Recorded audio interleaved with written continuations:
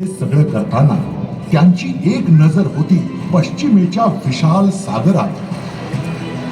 एवढ्या कष्टांनी निर्माण केलेल्या आपल्या राज्याला जमिनीवरच्या संकटांनी जर घेरलं तर आपल्या मदतीला येईल तो समुद्रच.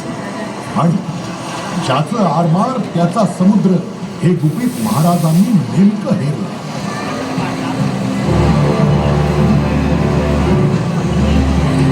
आणि काय चमत्कार, केवळ काही वर्षात अगदी टोपीकरांनाही लागले असं स्वराज्याचे आरमार सिंधू सागरात अभिमानानं विहार करू लागले.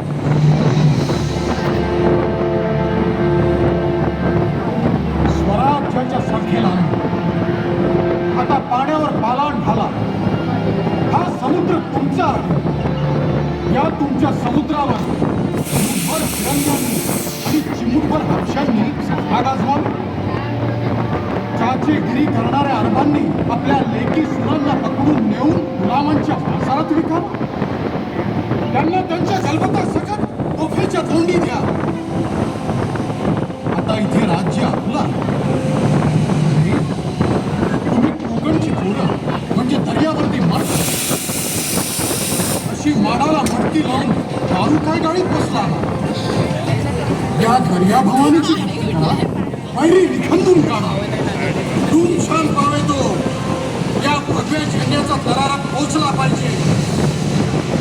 या एकविरा भवानीचं नाव आणि मौर्या काटेवरती स्वार. एकविरा भवानी की जय.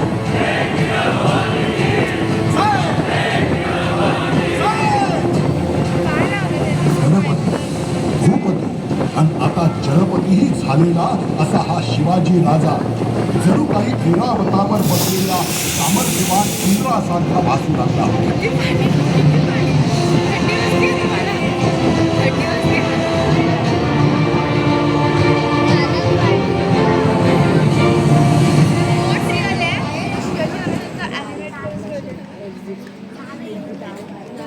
शिवरायांनी मग आपली नजर वळवली ती स्वधर्म रक्षणावर.